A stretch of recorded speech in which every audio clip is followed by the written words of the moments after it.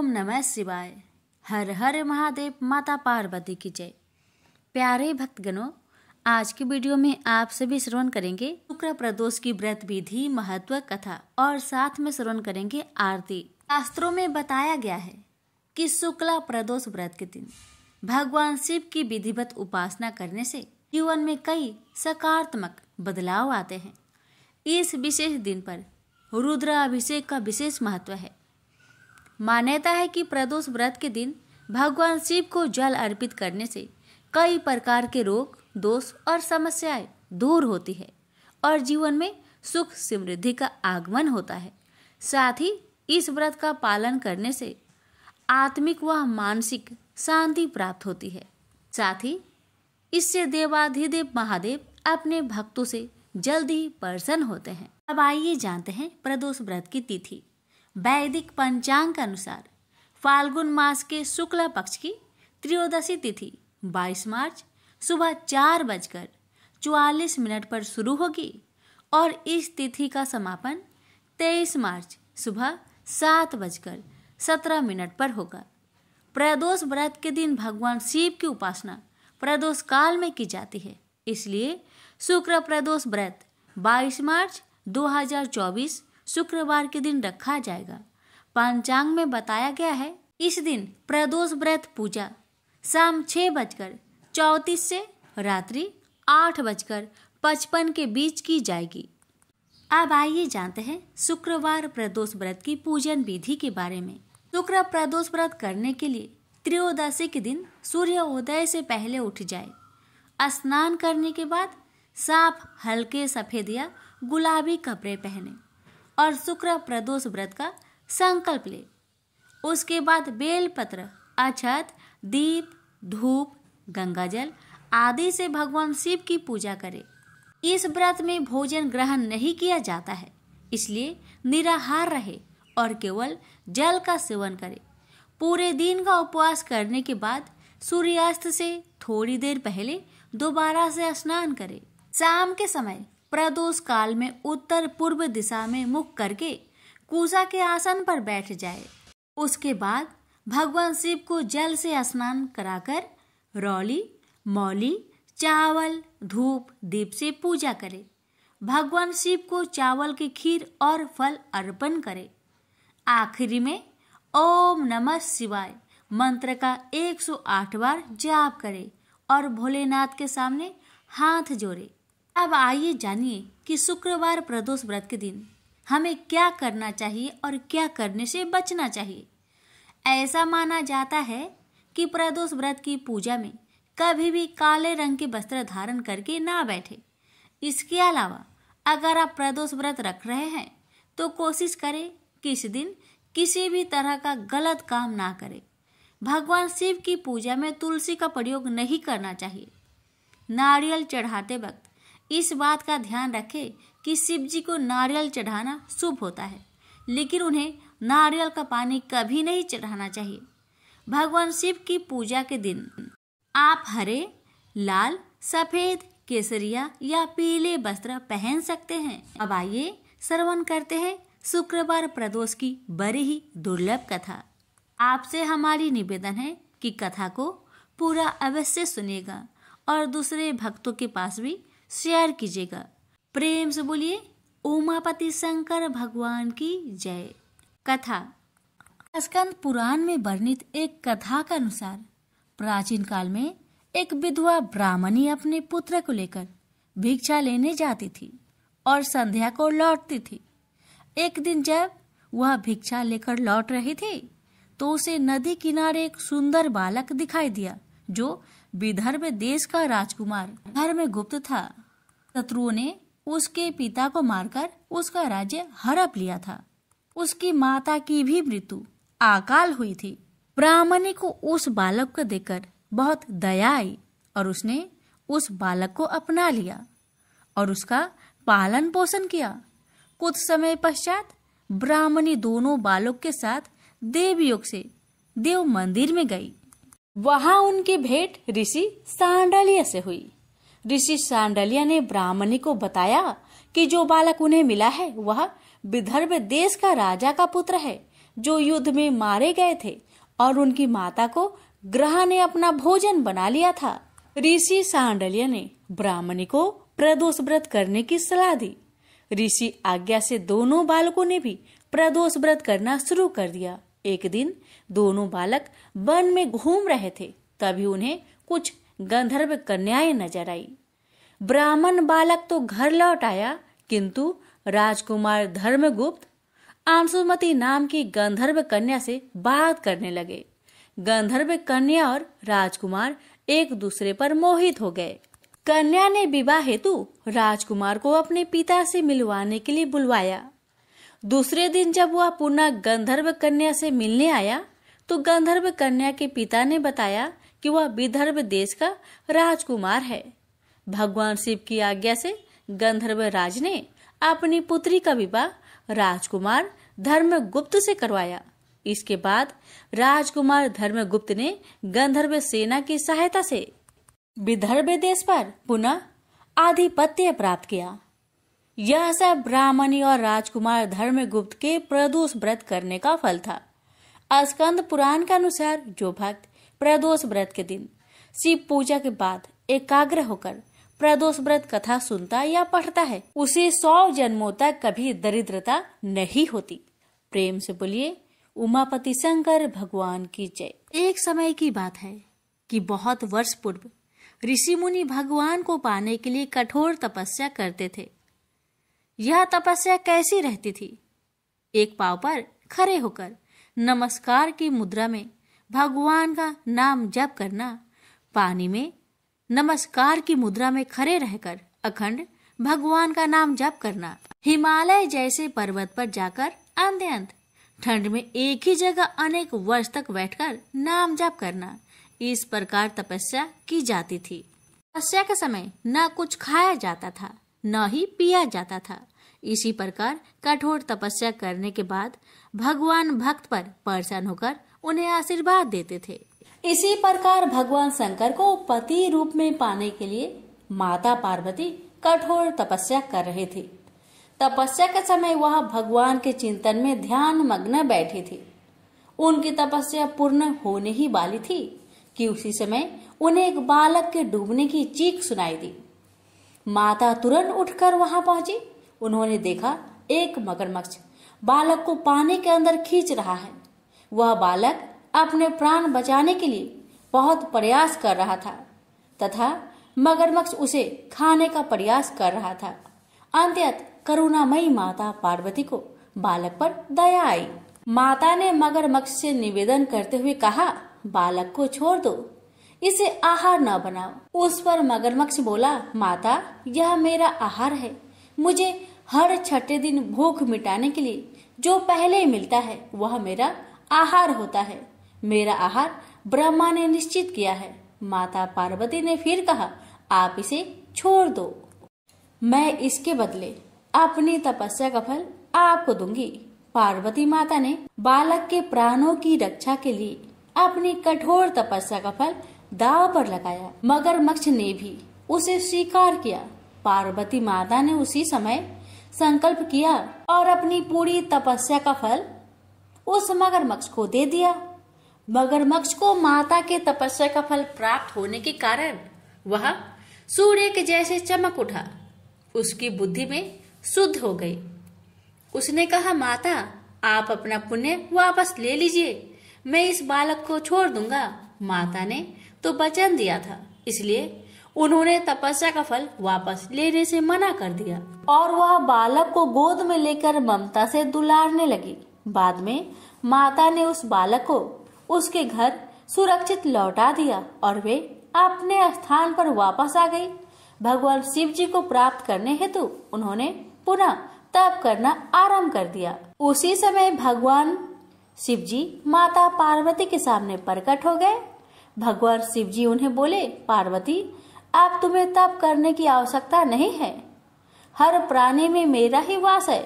तुमने उस मगरमच्छ को अपने तप का जो फल दिया है वह मुझे ही प्राप्त हुआ है, इसलिए तुम्हारे तप का फल अनंत गुना हो गया है। तुमने करुणा और ममता से द्रवित होकर बालक की रक्षा की, इसलिए मैं तुम पर प्रसन्न हूँ और तुम्हें अपनी पत्नी के रूप में स्वीकार करता हूँ। प्रेम से बोलिए उमापति शंकर भगवान की जय। एक समय की बात है, एक क्षेत्र में पुत्र की प्राप्ति हेतु भगवान शिव से आज्ञा लेकर पार्वती ने 1 वर्ष तक चलने वाले पुण्यक व्रत का समापन किया। व्रत की समाप्ति पर पुरोहित सनत कुमार ने देवी पार्वती से कहा, सुब्रते मुझे दक्षिणा चाहिए। पार्वती ने मुंह मांगी दक्षिणा देने का वचन दिया। फिर क्या था, पुरोहित बने सनत कुमार ने अस्वाभाविक दक्षिणा की याचना की। देवी, इस व्रत में दक्षिणा स्वरूप मुझे अपने पति को दीजिए। यह सुनते ही देवी पार्वती पर जैसे वज्रपात हुआ। वो व्याकुल होकर विलाप करती हुई मूर्छित हो गई।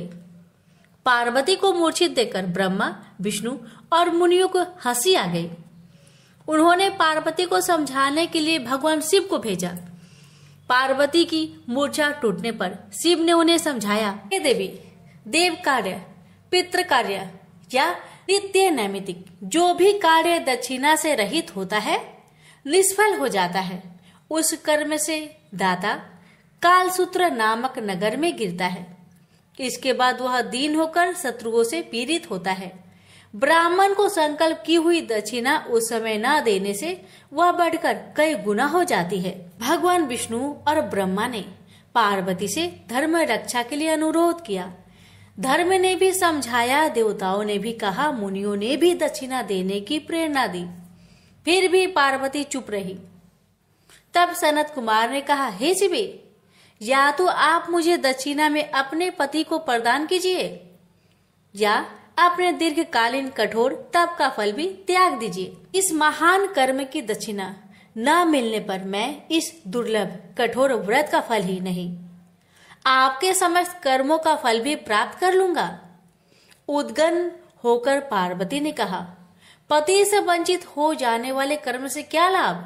दक्षिणा देने तथा धर्म और पुत्र की प्राप्ति से मेरा क्या हित होगा?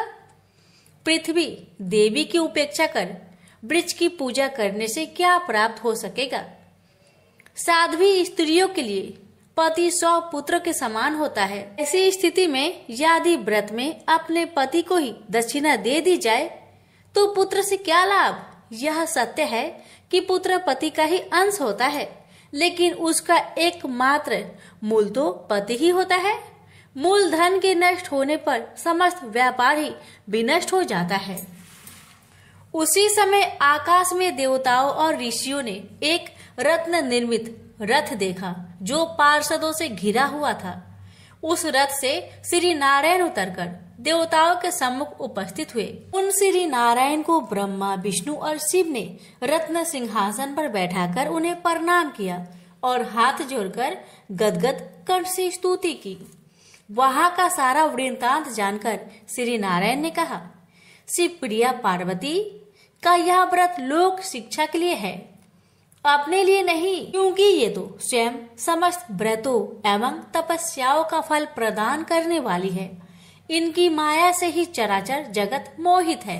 फिर उन्होंने पार्वती को संबोधित कर कहा, हे शिवे, इस समय तुम महादेव जी को दक्षिणा में देकर अपना व्रत पूर्ण कर लो।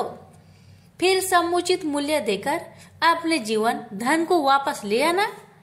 गौओं की भांति शिव भी विष्णु के शरीर में ही है, अतः तुम ब्राह्मण और गो मूल्य प्रदान कर अपने पति को लौटा लेना। यह कहकर वे अंतर ध्यान हो गए। तब पार्वती प्रसन्न मन से अपने प्राण सर्वस्व को दक्षिणा में देने के लिए तैयार हो गई। उन्होंने हवन की पूर्ण आहुति की और अपने जीवन नाथ शिव को दक्षिणा रूप में दे दिया। इसके बाद उन्होंने पुरोहित सनत कुमार से निवेदन किया, हे ब्रिब्बर, गौ का मूल्य मेरे पति के बराबर है। मैं आपको अत्यंत सुंदर 1 लाख गौ प्रदान करूंगी। इसके बदले में आप मेरे जीवन सर्वस्व को लौटा दीजिए। प्राणनाथ के मिल जाने पर मैं पुनः ब्राह्मणों को विपुल दक्षिणाएं प्रदान करूंगी।